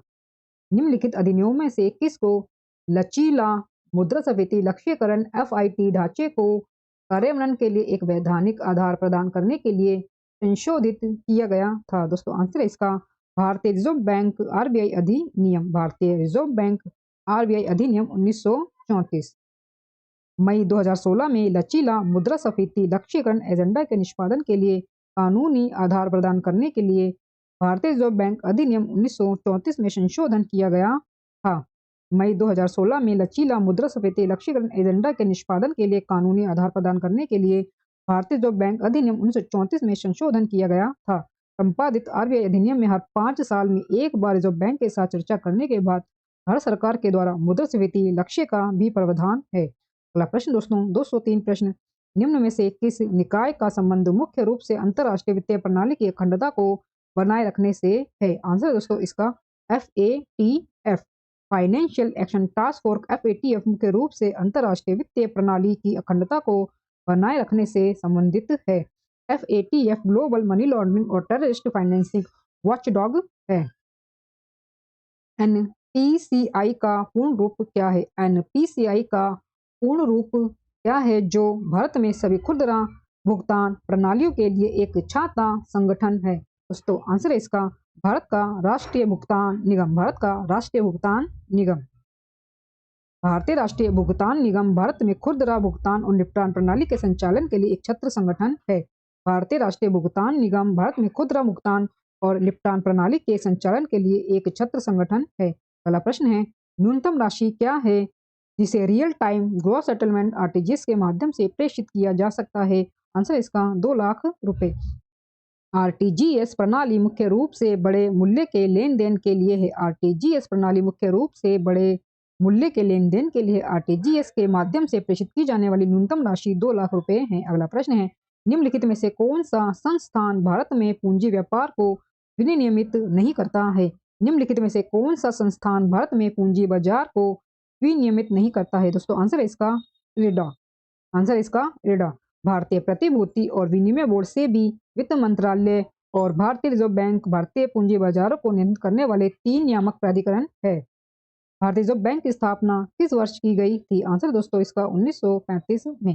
भारतीय रिजर्व बैंक भारत का केंद्रीय बैंक है जो भारतीय रुपए के मुद्दे और आपूर्ति को नियंत्रित करता है। इसकी स्थापना अप्रैल 1935 को RBI अधिनियम 1934 के तहत की गई थी। अगला प्रश्न है, RBI निम्न में से किस राज्य सरकार के व्यवसाय का लेन देन नहीं करता है? RBI निम्न में से किस राज्य सरकार के व्यवसाय का लेन देन नहीं करता है? दोस्तों आंसर इसका जम्मू और कश्मीर। अधिनियम की धारा 21A के अनुसार राज्य सरकारों के साथ किए गए समझौते के अनुसार RBI द्वारा राज्य सरकार के लेन देन किए जाते हैं। अधिनियम की धारा 21A के अनुसार राज्य सरकारों के साथ किए गए समझौते के अनुसार RBI के द्वारा राज्य सरकार के लेन देन किए जाते हैं। अब तक इस तरह के समझौते RBI और जम्मू कश्मीर और सिक्किम की सरकारों को छोड़कर सभी राज्य सरकारों के बीच मौजूद हैं। तो 9 प्रश्न है, निम्न में से कौन भारतीय रिजर्व बैंक के गवर्नर नहीं रहे हैं? निम्न में से कौन भारतीय रिजर्व बैंक के गवर्नर नहीं रहे हैं? आंसर दोस्तों इसका सुनील अरोड़ा, सुनील अरोड़ा। सुनील अरोड़ा भारत के वर्तमान 23वें मुख्य चुनाव आयुक्त हैं। दोस्तों अब जो है सुनील अरोड़ा नहीं है, अब जो है भारत के जो मुख्य चुनाव आयुक्त हैं वो राजीव कुमार, और वो 25वें नंबर के हैं। राजीव कुमार 25वें नंबर के बन चुके हैं, राजीव कुमार ये अब बन चुके हैं, ये आप याद रखिए। तो भारत के जो मुख्य चुनाव आयुक्त हैं वो राजीव कुमार है, और ये कभी भी जो हैं सुनील जो अरोड़ा हैं ये 23वें थे, तो ये कभी भी जो है भारतीय रिजर्व बैंक के गवर्नर नहीं रहे हैं। अगला प्रश्न दोस्तों, डेबिट कार्ड पर कितने अंक होते हैं? डेबिट कार्ड पर कितने अंक होते हैं? दोस्तों आंसर है इसका 16। डेबिट कार्ड के आगे वाले हिस्से पर 16 अंकों का कोड होता है। डेबिट कार्ड के आगे वाले हिस्से पर 16 अंकों का कोड लिखा होता है। पहले 6 अंक बैंक पहचान संख्या है और शेष 10 अंक कार्ड धारक की विशिष्ट खाता संख्या है। अगला प्रश्न है, निम्न में से किस मूल्य वर्ग के नोट पर रानी की वाव की तस्वीर है? आंसर है दोस्तों इसका 100 रुपए के नोट पर। 100 रुपए के नोट के पिछले हिस्से पर रानी की वाव छपा होता है। 100 रुपए के नोट के पिछले हिस्से पर रानी की वाव छपा होता है। यह गुजरात में यूनेस्को की विश्व धरोहर स्थल है। ₹200 के नोट में सांची का स्तूप है, ₹10 के नोट में कोणार्क मंदिर है और ₹50 के नोट में हम्पी है। निम्न में से कौन एक कार्यकारी पूंजी है? निम्न में से कौन एक कार्यकारी पूंजी है? दोस्तों आंसर है इसका मुद्रा। वित्तीय बोल में कार्यशील पूंजी वर्तमान संपत्ति और वर्तमान देयताएं हैं। कार्यशील पूंजी नकद, शॉर्ट टर्म डेबिट या इन्वेंट्री के रूप में होती है। दोस्तों 13 प्रश्न है, भारत के विदेशी मुद्रा भंडार निम्न में से किसे शामिल नहीं किया जाता है? भारत के विदेशी मुद्रा भंडार में निम्न में से किसे शामिल नहीं किया जाता है? दोस्तों आंसर है इसका option B, carbon bond. Answer दोस्तों इसका कार्बन बॉन्ड। विदेशी मुद्रा भंडार में आईएमएफ में विदेशी मुद्रा संपत्ति, विशेष आहरण अधिकार, सोना और आरक्षित स्थिति शामिल है। विदेशी मुद्रा भंडार में कार्बन बॉन्ड अनुपस्थित है। विदेशी मुद्रा भंडार में कार्बन बॉन्ड अनुपस्थित है। दोस्तों अगला प्रश्न हमारे पास 214वां प्रश्न, निम्न में से कौन एक राष्ट्रीयकृत बैंक नहीं है? निम्न में से कौन एक राष्ट्रीयकृत बैंक नहीं है? दोस्तों आंसर है इसका बंधन बैंक। बंधन बैंक एक राष्ट्रीयकृत बैंक नहीं है। यह आईसीआईसीआई बैंक, एचडीएफसी, एक्सिस आदि के समान एक निजी बैंक है। वर्तमान में आरबीआई के अनुसार भारत में 12 राष्ट्रीयकृत बैंक है। राष्ट्रीयकरण राज्य या केंद्र सरकार के द्वारा संचालित या स्वामित्व वाली सार्वजनिक क्षेत्र की संपत्ति के हस्तांतरण को संदर्भित करता है। 215 प्रश्न है, इंडियन ओवरसीज बैंक के संस्थापक कौन है? इंडियन ओवरसीज बैंक के संस्थापक कौन है? M Chidambaram Chettiar. M Chidambaram Chettiar. Chidambaram Chettiar Indian Overseas Bank के संस्थापक थे। 10 फरवरी 1937 को उन्होंने देश के औद्योगिक सुधार में के साथ इंडियन ओवरसीज बैंक की स्थापना की। Chidambaram Chettiar Indian Overseas Bank के संस्थापक थे। 10 फरवरी 1937 को उन्होंने देश के औद्योगिक क्षेत्र में सुधार की पहल के साथ इंडियन ओवरसीज बैंक की स्थापना की थी और इसका मुख्यालय चेन्नई, भारत में है। 216 प्रश्न है, केंद्र सरकार की ओर से कौन सी केंद्रीय एजेंसी मुद्रा नोट जारी करती है? केंद्र सरकार की ओर से कौन सी केंद्रीय एजेंसी मुद्रा नोट जारी करती है? भारतीय रिजर्व बैंक, आरबीआई। केंद्र सरकार की ओर से करेंसी नोट केवल भारतीय रिजर्व बैंक, आरबीआई के द्वारा जारी किए जाते हैं। रेपो दर का निर्धारण करने तथा मुद्रास्फीति को मापने के लिए आरबीआई किस सूचकांक का प्रयोग करता है? रेपो दर का निर्धारण करने तथा मुद्रास्फीति को मापने के लिए आरबीआई किस सूचकांक का प्रयोग करता है? डब्ल्यूपीआई का।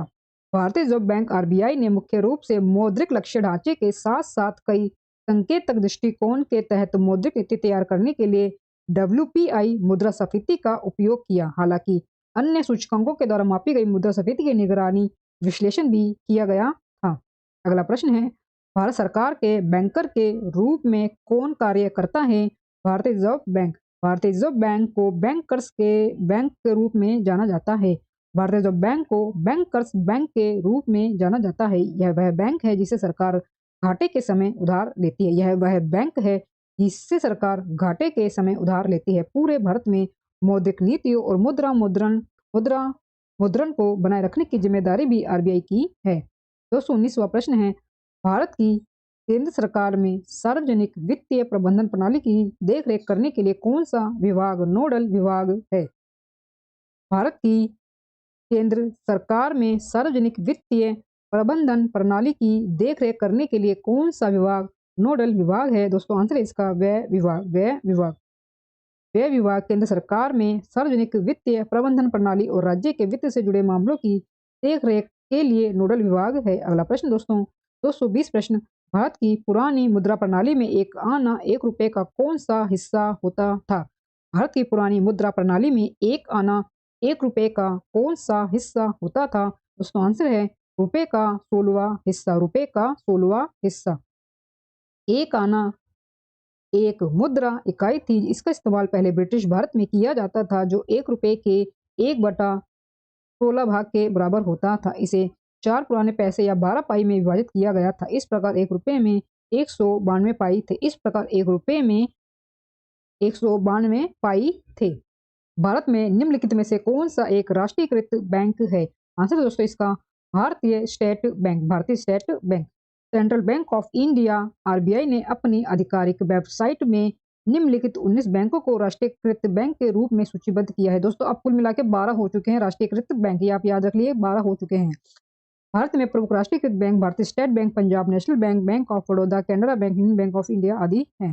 अगला प्रश्न है, जमा राशि का वह प्रतिशत जिसे बैंक को अपने पास नकद के रूप में रखना चाहिए डैश के नाम से जाना जाता है। जमा राशि का वह प्रतिशत जिसे बैंक को अपने पास नकद के रूप में रखना चाहिए डैश के नाम से जाना जाता है। दोस्तों आंसर है इसका नकद निधि अनुपात। नकद निधि अनुपात यानी कि नकद आरक्षित अनुपात, जिसे हम कहते हैं CRR। ग्राहकों की कुल जमा राशि का एक निर्दिष्ट न्यूनतम अंश है जिसे वाणिज्यिक बैंकों को या तो नकद या केंद्रीय बैंक के पास जमा के रूप में भंडार के रूप में रखना होता है। CRR यानी कि नकद आरक्षित अनुपात किसी देश के केंद्रीय बैंक के दिशा निर्देशों के अनुसार निर्धारित किया जाता है। अगला प्रश्न है, भारतीय रिजर्व बैंक वाणिज्यिक बैंकों को किस दर पर ऋण उधार देता है? बैंक दर पर। एक बैंक दर वह ब्याज दर है जिस पर एक देश का केंद्रीय बैंक घरेलू बैंकों को पैसा उधार देता है। एक बैंक दर वह ब्याज दर है जिस पर एक देश का केंद्रीय बैंक घरेलू बैंकों को पैसा उधार देता है।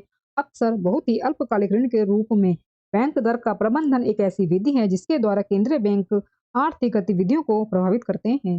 224वां प्रश्न है, पेमेंट भुगतान बैंक के बारे में निम्नलिखित में से कौन सा विकल्प सही नहीं है? दोस्तों दिए गए आपके ऑप्शन है, प्राथमिक क्षेत्र को ऋण देना अनिवार्य नहीं है। दूसरा दोस्तों ऑप्शन है CRR SLR आवश्यकताओं को पूरा किया जाना चाहिए, क्रेडिट कार्ड जारी किए जा सकते हैं। चौथा दोस्तों ऑप्शन है कोई NRI जमा नहीं है। दोस्तों इसका सही है, क्रेडिट कार्ड जारी किए जा सकते हैं। दोस्तों ये नहीं है भुगतान बैंक के बारे में। भुगतान बैंक पारंपरिक बैंकों की तरह ग्राहकों को उधार नहीं दे सकते हैं। वे चेक बुक और डेबिट कार्ड जारी कर सकते हैं लेकिन क्रेडिट कार्ड नहीं। इसके अलावा पारंपरिक बैंकों के विपरीत आप एक भुगतान बैंक खाते में एक सीमित राशि रख सकते हैं जिसकी सीमा वर्तमान में प्रति खाता 1 लाख रुपए है। निम्नलिखित में से किसे वैध मुद्रा नहीं माना जाता है? निम्नलिखित में से किसे वैध मुद्रा नहीं माना जाता है? दोस्तों आंसर है इसका सोना को। डिमांड ड्राफ्ट करेंसी कॉइन सभी करेंसी के कानून रूप हैं। भले ही वे विकसित देशों में सोने का उपयोग प्राथमिक रूप में मुद्रा के रूप में नहीं किया जाता है, फिर भी उन मुद्राओं के मूल्य पर इसका गहरा प्रभाव पड़ता है। भारत में कौन सा केंद्रीय संस्थान कृषि ऋण की निगरानी और विनियमन करता है? भारत में कौन सा केंद्रीय संस्थान कृषि ऋण की निगरानी और विनियमन करता है? आंसर है इसका नाबार्ड।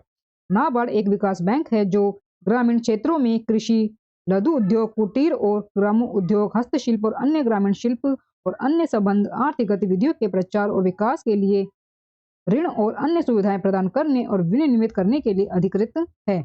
एकीकृत ग्रामीण विकास और समृद्धि और उससे जुड़े मामलों के लिए। अगला प्रश्न है, बैंकिंग विनियमन अधिनियम 1934 के तहत 1935 में जब बैंक की स्थापना डैश रुपए की पूंजी के साथ की गई थी? आंसर है दोस्तों इसका 5 करोड़ रुपए की पूंजी के साथ।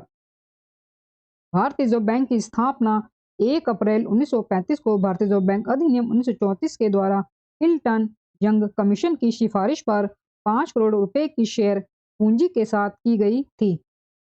भारतीय रिजर्व बैंक अधिनियम 1 अप्रैल 1935 को भारतीय रिजर्व बैंक अधिनियम 1934 के द्वारा हिल्टन यंग कमीशन की सिफारिश पर 5 करोड़ रुपए की शेयर पूंजी के साथ की गई थी। अगला प्रश्न है, कौन सी केंद्रीय एजेंसी केंद्र और राज्य सरकार के सार्वजनिक ऋण का प्रबंधन करती है? कौन सी केंद्रीय एजेंसी केंद्र और राज्य सरकार के सार्वजनिक ऋण का प्रबंधन करती है? आंसर इसका RBI। RBI केंद्र और राज्य सरकारों की ओर से सार्वजनिक ऋण का प्रबंधन करती है। भारतीय रिजर्व बैंक को बैंकर्स बैंक के रूप में जाना जाता है। अगला प्रश्न है, कौन सी केंद्रीय एजेंसी भारत में आवास क्षेत्र को विनियमित करती है तथा इस पर निगरानी रखती है? दोस्तों आंसर है इसका रेरा। आंसर है दोस्तों इसका रेरा। रियल एस्टेट विनियमन और विकास अधिनियम 2016 भारत की संसद का एक अधिनियम है जो घर खरीदारों की रक्षा करने के साथ साथ रियल एस्टेट उद्योग में निवेश को बढ़ावा देने में मदद करना चाहता है। अगला प्रश्न है, भारत में बैंकिंग क्षेत्र के संदर्भ में IMPS का पूर्ण रूप क्या है? भारत में बैंकिंग क्षेत्र के संदर्भ में IMPS का पूर्ण रूप क्या है? दोस्तों आंसर है इसका immediate payment service. Immediate payment service. Immediate payment service तत्काल भुगतान सेवा IMPS भारत में एक त्वरित भुगतान अंतर बैंक इलेक्ट्रॉनिक निधि अंतरण प्रणाली है। IMPS मोबाइल फोन के माध्यम से एक अंतर बैंक इलेक्ट्रॉनिक फंड ट्रांसफर सेवा प्रदान करता है। 231वां दोस्तों प्रश्न में दिया गया है, निम्न में से कौन सा शब्द रनिंग डाउन या किश्तों में ऋण चुकाने को संदर्भित करता है? निम्न में से कौन सा शब्द रनिंग डाउन या किश्तों में ऋण चुकाने को संदर्भित करता है? दोस्तों आंसर है इसका ऋण परिशोधन, अमार्टिजेशन, अमार्टिजेशन। ऋण मुक्ति व्यवसाय में परिशोधन का अर्थ है कई अवधियों में भुगतान फैलाना। इस शब्द का प्रयोग दो अलग अलग प्रक्रियाओं के लिए किया जाता है, ऋण का परिशोधन और परिसंपत्तियों का परिशोधन। बाद के मामले में यह समय की अवधि में एक अमूर्त संपत्ति की लागत आवंटित करने के लिए संदर्भित करता है। 232वां प्रश्न है, निम्न में से किस बैंक को चुनावी बांड जारी करने के लिए अधिकृत किया गया था? आंसर इसका भारतीय स्टेट बैंक को। भारतीय स्टेट बैंक एसबीआई की 29 अधिकृत शाखाओं को मार्च, अप्रैल और मई 2019 के महीनों में चुनावी बांड का उपयोग और नकदीकरण करने की अनुमति दी गई थी। राज्य वित्त निगम अधिनियम किस वर्ष पारित हुआ था? यह अधिनियम राज्य वित्त निगमों की स्थापना की व्यवस्था करता है। राज्य वित्त निगम अधिनियम किस वर्ष पारित हुआ था? यह अधिनियम राज्य वित्त निगमों की स्थापना की व्यवस्था करता है। आंसर इसका 1951 में। केंद्रीय संसद ने 28 सितंबर 1951 को राज्य वित्तीय निगम अधिनियम पारित किया, जिसमें राज्य सरकारों को अपने संबंधित क्षेत्रों के लिए वित्तीय निगम स्थापित करने का अधिकार दिया गया। 234वां प्रश्न है, सार्वजनिक क्षेत्र के बैंकों की नॉन परफॉर्मिंग संपत्तियों पर विस्तृत रिपोर्ट सौंपने के लिए किस समिति का गठन किया गया था? सार्वजनिक क्षेत्र के बैंकों की नॉन परफॉर्मिंग संपत्तियों पर विस्तृत रिपोर्ट सौंपने के लिए किस समिति का गठन किया गया था? दोस्तों आंसर इसका पनीरसेल्वम समिति का। पनीरसेल्वम समिति का। पनीरसेल्वम समिति को गैर निष्पादित संपत्तियों पर विस्तृत स्पष्टीकरण प्रदान करने के लिए नियुक्त किया गया था। पनीरसेल्वम समिति को गैर निष्पादित संपत्तियों पर विस्तृत स्पष्टीकरण प्रदान करने के लिए नियुक्त किया गया था। नॉन परफॉर्मिंग एसेट भारतीय रिजर्व बैंक के अनुसार एक ऐसा ऋण है जो 90 दिनों से अधिक समय से अतिदेय है। अगला प्रश्न दोस्तों 235वां प्रश्न, निम्न में से कौन सा मौद्रिक सिद्धांत कहता है कि बुरी मुद्रा अच्छी मुद्रा को चलन से बाहर कर देती है? निम्न में से कौन सा मौद्रिक सिद्धांत कहता है कि बुरी मुद्रा अच्छी मुद्रा को चलन से बाहर कर देती है? दोस्तों आंसर इसका ग्रेशम का नियम। ग्रेशम का नियम। ग्रेशम का नियम अर्थशास्त्र में ग्रेशम का नियम एक मौद्रिक सिद्धांत है जिसमें कहा गया है कि बुरा पैसा अच्छे पैसे को बाहर निकाल देता है। उदाहरण के लिए यदि प्रचलन में कमोडिटी मनी के दो रूप हैं जिन्हें कानून द्वारा समान अंकित मूल्य के रूप में स्वीकार किया जाता है तो अधिक मूल्यवान वस्तु धीरे धीरे प्रचलन से गायब हो जाएगी। अगला प्रश्न है, प्राथमिक शहरी कोऑपरेटिव बैंक जो लोकप्रिय ढंग में शहरी कोऑपरेटिव बैंक के नाम से जाने जाते हैं, उनके विनियमन तथा पर्यवेक्षण की जिम्मेदारी निम्न में से किसे दी गई है? प्राथमिक शहरी कोऑपरेटिव बैंक जो लोकप्रिय ढंग में शहरी कोऑपरेटिव बैंक के नाम से जाने जाते हैं, उनके विनियमन तथा पर्यवेक्षण की जिम्मेदारी निम्न में से किसे दी गई है? दोस्तों आंसर है इसका भारतीय रिजर्व बैंक का शहरी बैंक विभाग। भारतीय रिजर्व बैंक का शहरी बैंक विभाग। भारतीय रिजर्व बैंक का शहरी बैंक विभाग शहरी बैंक विभाग अन्य नियामकों जैसे आरसीएस और सीआरसीएस के साथ निकट समन्वय में कार्य करता है।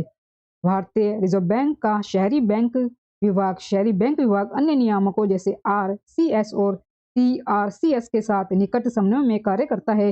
बैंकिंग विनियमन अधिनियम 1949 शहरी सहकारी बैंकों के द्वारा भारतीय रिजर्व बैंक को आवधिक विवरणी प्रस्तुत करने का प्रावधान करता है।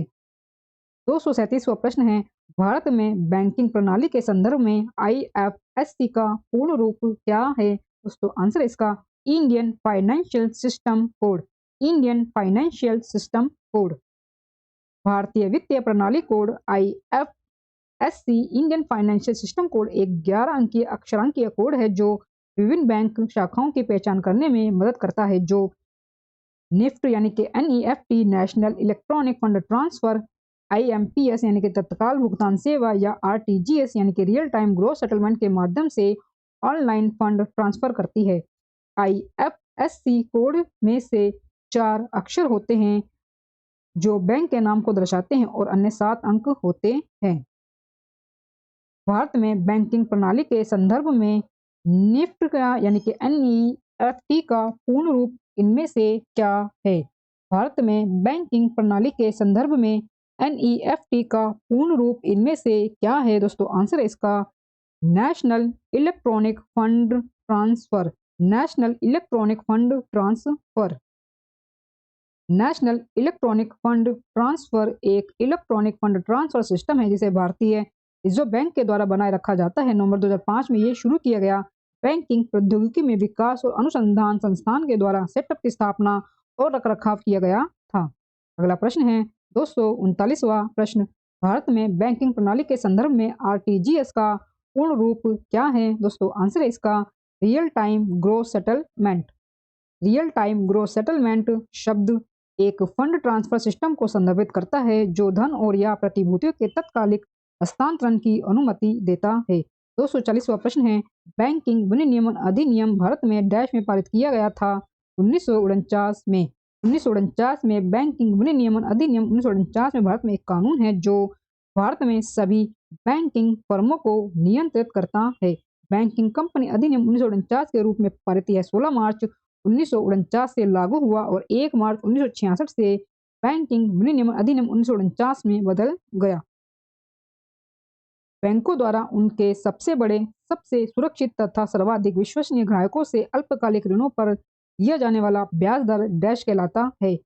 बैंकों द्वारा उनके सबसे बड़े, सबसे सुरक्षित तथा सर्वाधिक विश्वसनीय ग्राहकों से अल्पकालिक ऋणों पर लिया जाने वाला ब्याज दर डैश कहलाता है। दोस्तों आंसर इसका प्राथमिक ऋण उधार। प्राथमिक ऋण उधार। प्राथमिक ऋण दर। प्राथमिक दर या प्राथमिक ऋण दर बैंकों द्वारा इस्तेमाल की जाने वाली ब्याज दर है। आमतौर पर ब्याज दर जिस पर बैंक पसंदीदा ग्राहकों को उधार देते हैं, यानी कि अच्छे क्रेडिट वाले। नकद निधि अनुपात CRR की गणना प्रत्येक बैंक के डैश के प्रतिशत के रूप में की जाती है। दोस्तों आंसर है इसका शुद्ध मांग एवं समय लेनदारी। शुद्ध मांग एवं समय लेनदारी। शुद्ध मांग और समय देनदारियां नकद आरक्षित अनुपात की कुल निधि है। शुद्ध मांग और समय देनदारियां नकद आरक्षित अनुपात कुल निधि है जिससे बैंकों को हर समय आरबीआई के पास रखना होता है। यदि आरबीआई CRR बढ़ाने का फैसला करता है तो बाजार की उपलब्ध तरलता कम हो जाती है। तो बाजार की उपलब्ध तरलता कम हो जाती है। अगला प्रश्न है निम्न में से कौन से कथन भारत के निर्यात आयात बैंक यानी कि एग्जिम के बारे में सही नहीं है? निम्न में से कौन सा कथन भारत के निर्यात और आयात बैंक यानी कि एग्जिम बैंक के बारे में सही नहीं है? दोस्तों दिए गए आपके ऑप्शन है कि इसका मुख्य उद्देश्य भारतीय निर्यातों को बढ़ावा देने के लिए वित्तीय सहायता प्रदान करना है। दूसरा दोस्तों दिया गया है यह भारत का एक प्रमुख निर्यात वित्त संस्थान है। और तीसरा दोस्तों ऑप्शन है यह बैंक भारतीय फर्मों की उनकी वैश्वीकरण प्रयासों में सहायता करता है। दोस्तों डी हमारा ऑप्शन है कि इसकी स्थापना 2014 में भारतीय निर्यात आयात बैंक अधिनियम के अंतर्गत की गई थी। तो दोस्तों निर्यात और आयात बैंक के बारे में जो सही नहीं है वो ऑप्शन आपका डी है कि इसकी स्थापना 2014 में भारतीय निर्यात आयात बैंक अधिनियम के अंतर्गत की गई थी। तो ये सही नहीं है। Export import bank of India Bharat में एक फाइनेंस संस्था है जो export import bank of India act 1981 के तहत 1982 में स्थापित किया गया था। इसकी जो स्थापना है दोस्तों वो हुई थी 1982 में और जो हमें कथन दिया गया है उसमें 2014 हमें दिया गया है। 2014 हमें दिया गया है। तो ये ईयर से मैच नहीं है, इसलिए ये कथन गलत है। निम्न में से कौन सा बैंक सार्वजनिक क्षेत्र का बैंक नहीं है? निम्न में से कौन सा बैंक सार्वजनिक क्षेत्र का बैंक नहीं है? दोस्तों आंसर इसका IndusInd Bank. IndusInd Bank. IndusInd Bank सार्वजनिक क्षेत्र के बैंक PSB भारत में एक प्रमुख प्रकार के बैंक है जहां अधिकांश हिस्सेदारी अर्थात 50% से अधिक सरकार के पास होती है। इन बैंकों के शेयर स्टॉक एक्सचेंज में सूचीबद्ध होते हैं। भारत में एक राज्य के स्वामित्व वाले पेमेंट्स बैंक के साथ साथ कुल 12 2022 सार्वजनिक क्षेत्र के बैंक है। 245वां प्रश्न है भारत का करेंसी मुद्रणालय डैश में स्थित नहीं है? भारत का करेंसी मुद्रणालय डैश में स्थित नहीं है? दोस्तों आंसर इसका कोच्चि। आंसर दोस्तों इसका कोच्चि। वर्तमान समय में भारत में 4 करेंसी प्रिंटिंग प्रेस है। वर्तमान समय में भारत में 4 करेंसी प्रिंटिंग प्रेस है जो RBI के अधीन काम करते हैं। ये करेंसी नोट प्रेस हैं दोस्तों नासिक महाराष्ट्र और bank note press Dewas Madhya Pradesh में, भारतीय रिजर्व बैंक नोट मुद्रण प्राइवेट लिमिटेड मैसूर कर्नाटक में और सालबोनी पश्चिम बंगाल में। सालबोनी पश्चिम बंगाल में। तो दोस्तों ये 4 जो हैं करेंसी प्रिंटिंग प्रेस है RBI के अधीन, ये हैं आपकी नासिक महाराष्ट्र में, मध्य प्रदेश देवास में और मैसूर कर्नाटक में और सालबोनी पश्चिम बंगाल में। दोस्तों ये हमारा अंतिम प्रश्न है 246वां प्रश्न। निम्न में से कौन एक राष्ट्रीयकृत बैंक नहीं है? निम्न में से कौन एक राष्ट्रीयकृत बैंक नहीं है? दोस्तों आंसर है इसका south Indian bank. South Indian bank. South Indian bank limited SIB एक प्रमुख निजी क्षेत्र का बैंक है जिसका मुख्यालय केरल भारत में त्रिशूर में है। साउथ इंडियन बैंक भारत में 27 से अधिक राज्यों और 3 केंद्र शासित प्रदेशों में फैले हुए हैं। दोस्तों इसी अंतिम प्रश्न के साथ अर्थशास्त्र सेक्शन के 5वें टॉपिक मनी बैंकिंग और वित्तीय संस्थान में दिए गए मोस्ट इंपोर्टेंट प्रश्न हमारे पूरे होते हैं। दोस्तों वीडियो में दिए गए कंटेंट पसंद आया हो तो प्लीज़ वीडियो को लाइक और शेयर जरूर करें और मेरे यूट्यूब चैनल धमाका जीके को सब्सक्राइब जरूर करें। इससे आगे भी आपको मेरी एग्जाम रिलेटेड वीडियो मिलती रहे। दोस्तों मिलते हैं नेक्स्ट वीडियो में टॉपिक के साथ, तब तक के लिए धन्यवाद।